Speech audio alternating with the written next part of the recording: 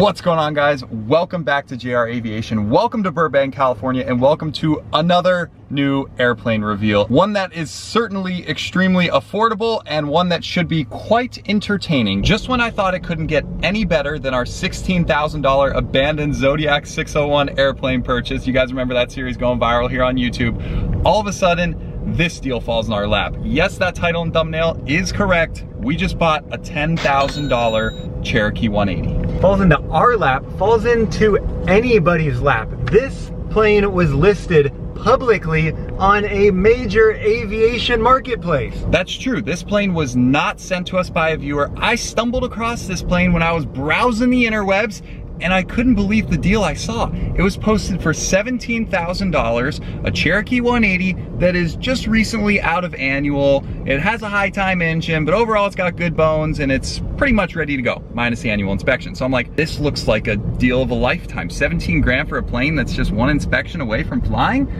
What am I missing here? But at the same time, we didn't need another plane. You guys know we have a few too many planes in the collection, but when I get offered a plane that's such a good deal, it's hard to pass it up. So I reached out to him and I basically told him, hey, I'm an easy cash buyer for the right price. I'd love to have the plane. He's getting bombarded by messages. Everybody gets excited over a $17,000 airplane. But it turns out a lot of those people weren't too serious and they had to talk with their mom. They had to get financing from the bank. They had to fly across the country to do an inspection. Just all this stuff he didn't want to deal with. A few days later, sure enough, he gets pretty sick and tired of all the tire kickers. So he reached back out to me and he's like, hey, for 10,000 bucks, I would sell the plane. And I'm like, okay, say less. This was a little risky given that we, had never seen the plane before. With about 4 pictures to go off of, having to make a decision to send $10,000 within an hour over the weekend to a guy that we've never met before. Like, could be a scam. Yeah, but a lot of times planes are bought for the value of their avionics and their engine and scrap value. We could not go wrong on this thing. That's true. So long as this isn't a blatant scam, we were getting a home run. So get this, just before we sent off that money to never see it again, right? There's no getting that money back. Our good friend Larry, which you guys remember from the 601 rebuild series, happened to be flying around Southern California just building some IFR time. So we see him flying around California, and that's when we tell him, like, yo, we're thinking about buying this plane. Would it be possible for you to stop by this airport that it's at, take a look at it, and just make sure it exists? Larry came through as he always does. He checked it out and he said, you guys, this thing looks great to me. Pull the trigger and let me know how I can help. Yeah, so not only does it exist, but it is much nicer than any of us were anticipating. He said the paint, is a little rough. We knew that. The interior, so-so. Panel, very basic. Okay, I'm not complaining about a $10,000 Cherokee. As long as it gets to the point of being airworthy, I'm a super happy camper at that point. Even if it's just a parts plane, we can make our money back. We sent off the money about 5 minutes after confirming the plane existed. And now, present day, we're kicking off the vlog by rolling up to the airport here where we will hopefully fly it home for the first time because we have the ferry permit in hand. It's legal to fly to Yuma, Arizona, where we will get the full annual done just like we did on the 601. Thank goodness, instead of having to take off the wings, we're just gonna ferry it out of here. That'll be much easier than the Zodiac, that's for sure. We are at Whiteman Airport by Van Nuys. And we have a trailer on the back of our Rivian right now. Oh yeah, we'll explain in just a second why there's a Ferrari on our tail. Making California electric charging a little more complicated. We left at midnight last night, drove through the night from Phoenix, and arrived here. Perfect rendezvous with Larry, who just landed about 20 minutes ago. So the plane's already been inspected and signed off for this ferry permit, but the CFI, Larry's CFI friend, who will be flying it back, who's got a bunch of Cherokee time, he's never seen the plane, he's never heard it run. So we want to go through, do some more testing, just to make sure we are all happy with it before it hits the skies. So you'll see us doing some of that, kind of checking out for the first time, because Christian and I have never seen it. So this is gonna be so cool. I don't know what to expect. I mean, for a $10,000 airplane, you would probably normally go into that deal expecting just a pile of junk and the worst case scenario. So we'll see what we're in for. Oh boy. I've been here once before in the Bonanza. Owen and I stopped to get some fuel. Cool little airport here in a very busy area of California. Here's the 458, so random, but as you guys know, we're all about maximum efficiency, so this car had to go to Southern California to get some final things done, get the exhaust installed and a few bumpers and random little bits. So we're gonna be dropping this off tomorrow before we head home. But obviously, since this is a ferry flight, it's required crew only, so just one pilot. We cannot go with him. Let's get inside the gates and see what we just bought. Oh boy, all right. Oh yeah, there they are. Larry took his Zenith out. It was about a 2.5 hour flight from Yuma. There it is, and there's Larry. Larry, you just landed about 15 minutes ago. ago. Yes. How is the plane so far? I will say this, you guys stole this thing. Everything on this thing looks immaculate, except the paint in the interior. Okay, well, that doesn't affect how it flies. No. Yeah, no, the engine looks good, all the compressions feel good, oil looks clean, there's just a little bit of water in the fuel tank. And you said the tanks were pretty empty, right? They're pretty empty. Okay, so without further ado, introducing the channel, our new Piper Cherokee.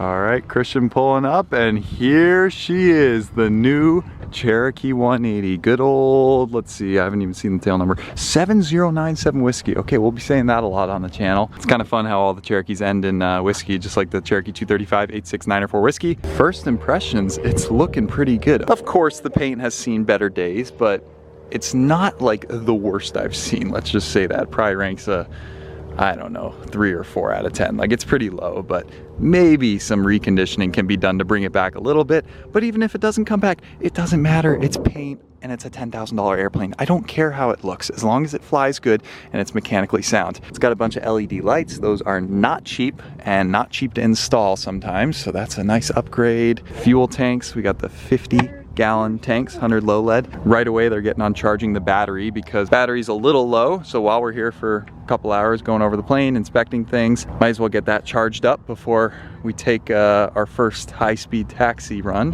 Some things you probably did notice. Look up here at the tail. Oh yeah. LED light there. We got the avionics, ADS-B out system. That's not cheap, got that done. From the manual, it had the spar inspection done, so it's had the eddy current done, which was a huge deal. That's the most expensive AD on this plane. Tires are actually in good shape. Yeah, struts are good. Point this out, see if you understand what this is. Counterweight or something? Balancing weight. Balancing weight. So it's had a prop balance. Heck yeah. Yeah, oil change is done in 22, but here, take a look at the quality of the oil when we open it up. Oh my gosh, this is looking good. Oh yeah, full and looking, well yeah, it's only got like 2 hours on it. I think it's 0.7. Since 0.7? Okay, what in the world? Well, that checks because the previous owner just said he didn't have time to fly it anymore, and that's why he parked it. Good wheel pants on here. Yeah, those are in good shape. You get a baggage door. The 140s don't have a baggage door. 140 doesn't have a baggage door? No, the 140s don't. The 180s you get the baggage door. Oh, this is like essential. You need this. I mean, it's a good amount of room. Yeah. Ton of room. Yep, Yeah, there's again, the battery right there. To the battery. Again, looking at the interior wise, you pop up in there. There you go. So again, seats are nice. But here, take a look at the radio. Modernized radio in it. Oh, okay. So hopefully the quality's good. If you look over there to the 6-pack, all the way to the left-hand side, it does have an old VOR radio. Oh yeah, right there. Yep. I've never seen that. So you can like tune in a VOR? Yeah, you tune the VOR right on that. Your basic engine instruments. Heck yeah. But again, overall, it's very clean. Oh my gosh. Trim up at the top, it's a crank. Yeah. They can get like corroded up or something like that, but this one's just as smooth and free as can be. Good. 4-place intercom, it looks like. My goodness, and the seats are nice. Interior wise, yeah, it's like basic, but like it's in very good condition. Sure, you know, some cosmetic stuff like the dash peeling up, that's typical. Sagging headliner just a little bit, but not bad at all. All right, so paint's chipping in a few places, but it's not that bad. Kind of was a cool paint scheme at one time. Too bad it's so faded, but I don't know. We worked magic on the Zodiac 601, bringing that paint back to life, but this paint, I think it's a little too shot. It's kind of cool though, blue, light blue, and red, and gold, and then the cream. Busy day at the airport. What is that, an Aztec or something? Don't know my twins as well as I should. And of course we got Larry Zenith here. If you guys saw the $16,000 Zodiac 601 series, you would definitely know this plane. It was in episode number 2, I think. Larry gave us a ride. He actually built this plane from the ground up as a kit, and that's of course why he knows so much about that. Since we saw it last, you said you made some upgrades. Yeah, so if you look in here, notice I've cleaned up the panel. So this was all black last time you guys were in here. Ah, okay, yeah, it does look good. Printed vinyl wrap. Oh, whoa, that's a nice piece of glass. Hey, we're talking here. Yeah, so what I've got is, you guys have seen this before, this is the GRT EFIS, and this gives me all my normal stuff, engine monitoring, movie map, all that. But now it talks directly to the Garmin GPS 175, so I can now do RNAV, I can do ILS, I can do anything, any approach I want to do, this can do it. Does that any weight? No, this thing still is right around that 749 pound range. This, when I added this in, this was a total of half a pound. Half a pound. Yeah. All right. I also put in the pitot heat, so now I got pitot heat with AOA port, so I get angle of attack information now. What a setup. You can't beat this for the money. All said and done, if I was to replicate this again, it'd be about 9 grand. Oh, heck yeah, you can't beat that. Gosh, people spend 9 grand on a transponder these days or something, like it's crazy. Hey, but for 10 grand, you could have had a whole Cherokee, Larry. 10 grand, I could have had a whole Cherokee. Okay guys, even though it probably has enough oil in it, it can't hurt to just add a little more, since we're not familiar with the amount of oil burn with this plane. So we'll add 1 quart. Yeah, why isn't our 235 like that? Isn't that nice? Yeah, it's a pain in the butt to get ours off. Yeah, so this, you know, for most maintenance, you know, if you want to do an oil change, you don't even have to drop the pedal. If you look down here, that right there is your sump. It's on a quick disconnect drain. Oh, so you easy. Twist this, you put a tube over that, you run it out here, you twist this, you dump that off, you got the filter here. Oh, makes owner maintenance a breeze. Yeah, so you don't have to pull the cowling to actually do an oil change on this plane. Oh, heck yeah. I wish the 235 was like this. Next step, adding air to the tires. What's super cool about the Rivian is that it has a built-in onboard compressor, so we're just hooking up the line to fill up the tires. Another thing we noticed, check this out. The oil cooler is up front, right here, getting all that Ram cool air, whereas on the 235, it's in the back here, all the way back here. So it's like, what the heck? Bigger engine, 235, more heat, more oil cooling needed, yet this one, just as big of an oil cooler up front, so hopefully that means cool oil temps. Okay, let's see if this is enough battery charge to light her off. Does it have like an electric primer or anything, or it's just that primer on the left? It's got an electric fuel pump and then a manual primer. Key in, that works. All right, so I'll give her, put some throttle mixture in. All right, give it a few shots of prime. Turn the master on. Yeah. Turn the fuel pump on. Just crack the throttle. Brake is good and set. On. Yeah. There are no toe brakes. And we're ready. Clear! Try the other battery. Pump right out. Boom. Good oil pressure. So then what we do is we turn off the electric fuel pump, and then that verifies that the mechanical fuel pump is working.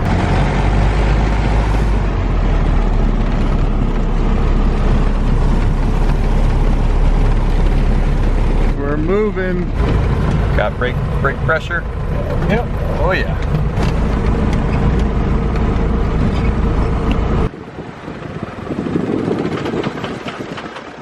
Boom. She runs well, guys. We're gonna fill it full of fuel. The Rivian air compressor fitting was not very compatible with the Cherokee, so we're just doing the one over here. Looks like it's working a bit better. While I get the fuel, they'll do that, and then we'll do a high-speed taxi or two, pull the cowlings once again, inspect for any leaks or issues, and I think we're good, guys.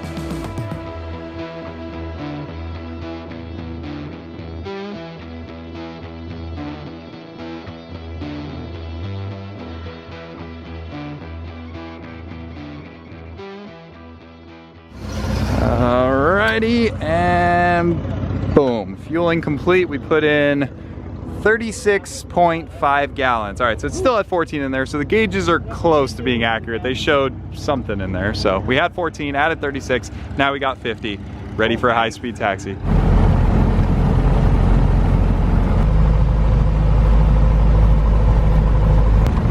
Yeah, brakes feel good. Start out doing about 1,800. Alright, check. 100, yep. 100 as well.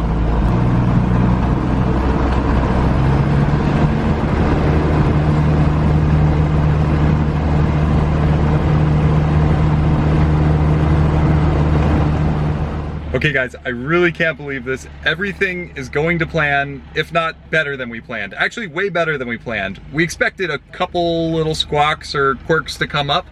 Nothing.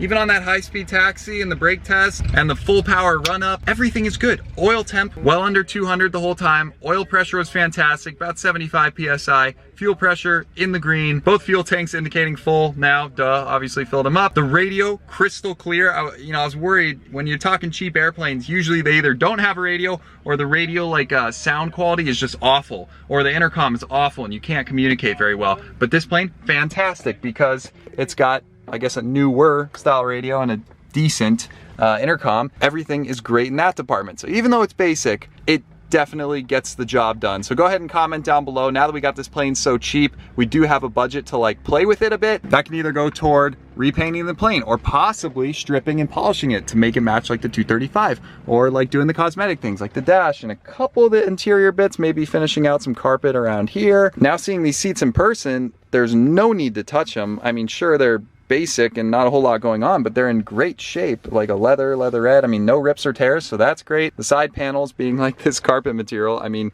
not something you see every day, but it totally works, so no need to touch that either. Just a couple little trim things here and there would probably go a long way. And then yeah, the headliner, I mean, it's only back here that it's sagging, so I really don't care that much because you're going 3 people maximum in this plane. I don't think we'd ever have a use to throw 4 people in here. It's a little tight, with the space for 4 guys, so 3 is probably the most we're gonna do, but it is doable. I mean, remember guys, I'm 6'6", so as long as there's not a tall person behind a tall person, it's okay. This gives you an idea.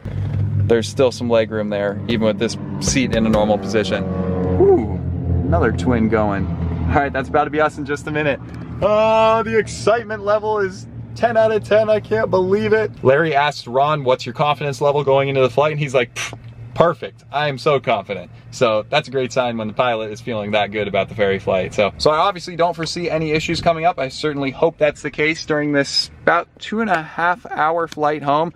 Should be cruising at about, let's see, Cherokee 180. This will cruise at about 115 knots, I think. So pretty good speed. With a little tailwind, they'll be home in no time. So just to be clear, this is not a Cherokee 140, 150, 160. It's the very sought after Cherokee 180. Tons of power. No, it's not the Cherokee 235 like we have, but I would argue that this plane is even more popular because, yeah, 2 less cylinders, a little less fuel burn, a little easier maintenance, a little more budget friendly. I still think the 235 is a better buy, but that's just my opinion. But for training, all the flight schools just nab these things up the second they hit the market because they're such good training airplanes. So I still can't comprehend how I got one of the most desirable airplanes for 10,000 bucks. You would think I'm lying, but I promise, that was the deal. I did not offer $10,000. He offered it to me.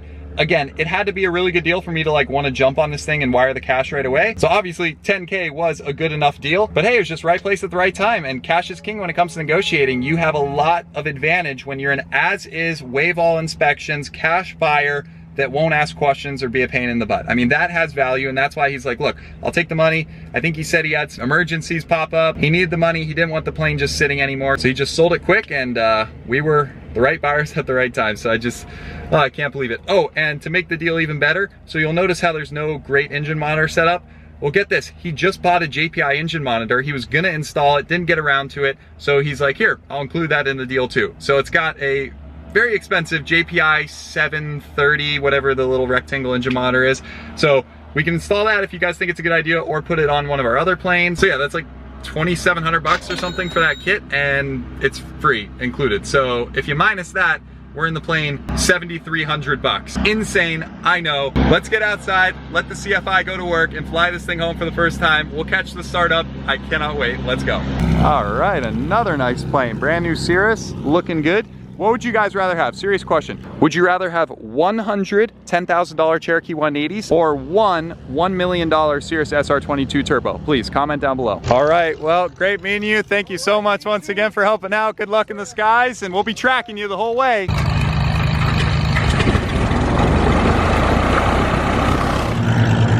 Oh yeah, I got the 2 planes fired up. Not gonna lie, I think the Corvair sounds cooler because it's a 6-cylinder after all. It's got that real nice sound to it. Heck yeah. So they're gonna do a flight of 2 all the way back to Yuma. All right, there she goes. First, the $1 million Cirrus. Very nice, very nice. Now the $10,000 plane. There goes Larry. See you, Larry. Thanks again. Wow. Winds are coming right down the runway, so it just makes for a quick, easy takeoff. Okay, now the Cherokee. Oh, come on, baby. Come on, baby. Come on. Okay, there we go, there we go, there we go. And he's up. Wow, that was so fast. Yeah! She flies! So long! See you in Yuma! Wow, guys, it's beautiful. Wow, that engine sounded so smooth, so clean. Yeah, really. Like it wasn't even trying. Well, that is part 1 to our 3-part extravaganza this weekend. I think we're off to a great start. Hey, let's pull up the FlightAware so we can, track them up to altitude. I think they said they're going to 9,500 feet. Holy smokes! What is that? Dang, that guy was ripping. If we can't be in the plane, at least we can track the plane. Let's see how they're doing. All right, en route, How are they doing? Look at that, they're already at 7,500 feet. That was quick. They just took off. That thing climbs great with just one person in it. All right, so we'll be watching them, but clearly that's a good sign. If there was an issue, obviously he'd be turning back after takeoff or descending to one of these other airports. So you made it all, both of you, one after another, landed all good? Who made it first? He actually stayed in tow with me most of the way, and then once we got to Imperial, he said, all right, I'm gonna break off and do my own thing, and he beat me by about 20 minutes. Yeah. That it feels right.